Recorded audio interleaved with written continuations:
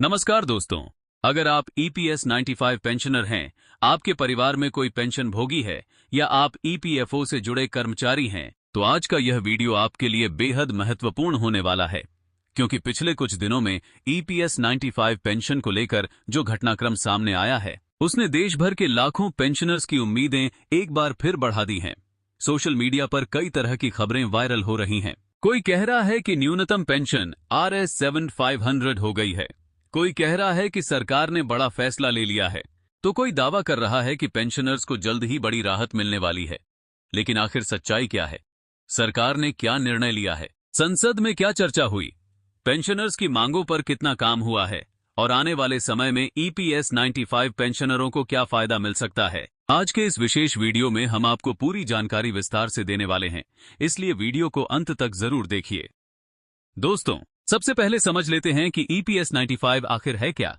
EPS 95 यानी employees pension scheme 1995, यह योजना कर्मचारी भविष्य निधि संगठन यानी ईपीएफओ द्वारा संचालित की जाती है। इस योजना का उद्देश्य निजी क्षेत्र में काम करने वाले कर्मचारियों को सेवानिवृत्ति के बाद मासिक पेंशन प्रदान करना है। देश भर में करोड़ों कर्मचारी इस योजना से जुड़े हुए हैं और लाखों लोग वर्तमान में ईपीएस 95 के तहत पेंशन प्राप्त कर रहे हैं। लेकिन सबसे बड़ी समस्या यह है कि बड़ी संख्या में पेंशनर्स को आज भी केवल RS1000, RS1200, RS1500 या RS2000 के आसपास पेंशन मिल रही है। वर्तमान महंगाई के दौर में इतनी कम राशि से जीवन यापन करना बेहद कठिन हो गया है। यही कारण है कि पिछले कई वर्षों से ईपीएस 95 राष्ट्रीय संघर्ष समिति और विभिन्न पेंशनर संगठन लगातार आंदोलन कर रहे हैं। उनकी मुख्य मांग है कि न्यूनतम पेंशन RS7500 प्रति माह की जाए, साथ ही महंगाई भत्ता यानी डीए भी दिया जाए और पेंशनर्स को बेहतर चिकित्सा सुविधाएं उपलब्ध कराई जाएं।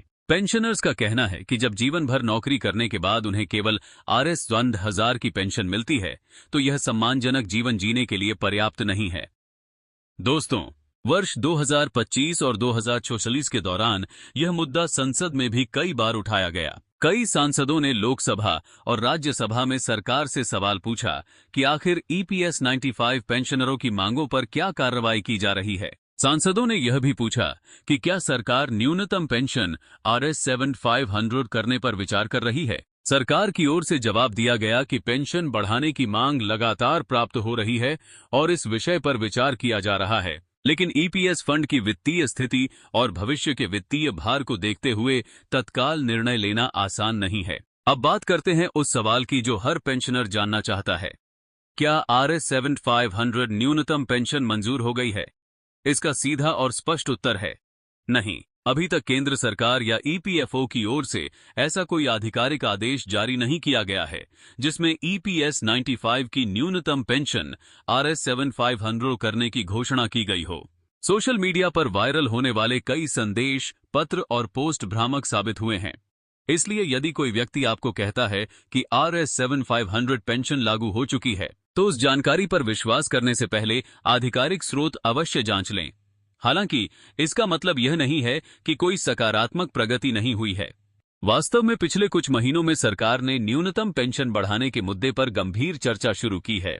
विभिन्न रिपोर्टों में यह संकेत मिला है कि सरकार वर्तमान RS1000 न्यूनतम पेंशन की समीक्षा कर रही है। यह भी कहा जा रहा है कि पेंशन बढ़ाने के विभिन्न विकल्पों पर विचार किया जा रहा है। हालांकि अंतिम निर्णय अभी नहीं लिया गया है, लेकिन यह पहली बार है जब इस विषय पर इतनी गंभीरता से चर्चा हो रही है।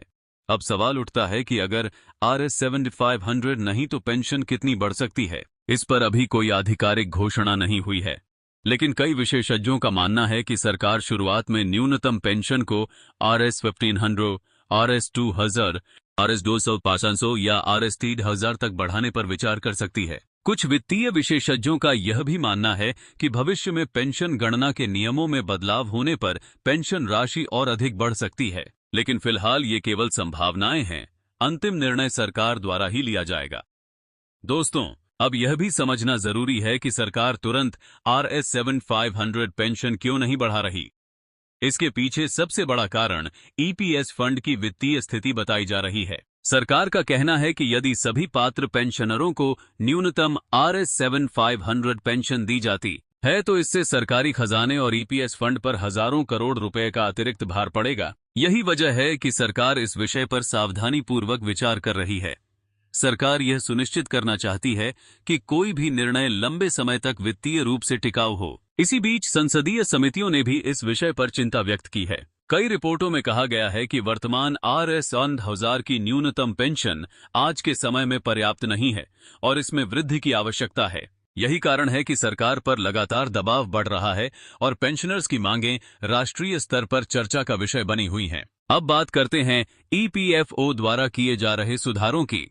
हाल के वर्षों में EPFO ने अपनी सेवाओं को अधिक डिजिटल और पारदर्शी बनाने की दिशा में कई कदम उठाए हैं। EPFO 3.0 के तहत दावों का तेजी से निपटान, ऑटो क्लेम प्रोसेसिंग, केंद्रीकृत पेंशन भुगतान प्रणाली और ऑनलाइन सुविधाओं का विस्तार किया जा रहा है। इसका उद्देश्य यह है कि पेंशनर्स को अपनी पेंशन प्राप्त करने में किसी प्रकार की परेशानी न हो और उन्हें बेहतर सेवाएं मिल सकें। एक और महत्वपूर्ण विषय है हायर पेंशन यानी हायर पेंशन। सुप्रीम कोर्ट के फैसले के बाद बड़ी संख्या में कर्मचारियों ने उच्च वेतन के आधार पर अधिक पेंशन प्राप्त करने के लिए आवेदन किया है। EPFO इन मामलों के निपटान की प्रक्रिया पर लगातार काम कर रहा है।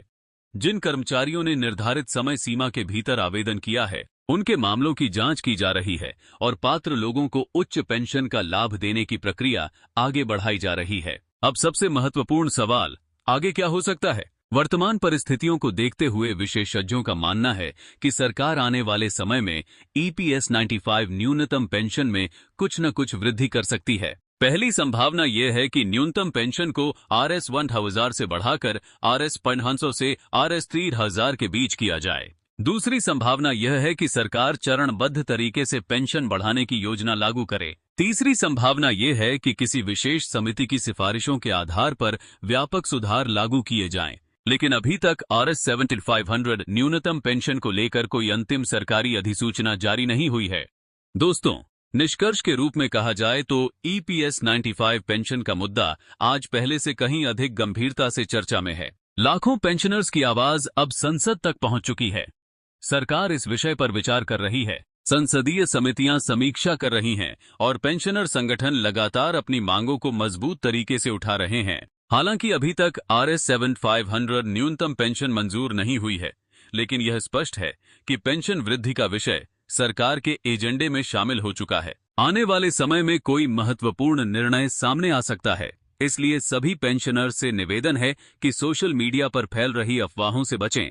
केवल EPFO और भारत सरकार की आधिकारिक घोषणाओं पर भरोसा करें और किसी भी नई सूचना की पुष्टि अवश्य करें। यदि आप भी EPS 95 पेंशनर हैं या आपके परिवार में कोई पेंशनर है, तो कमेंट करके अपनी राय जरूर बताइए कि न्यूनतम पेंशन कितनी होनी चाहिए। वीडियो पसंद आया हो तो लाइक करें, शेयर करें और चैनल को सब्सक्राइब करना न भूलें। धन्यवाद। जय हिंद।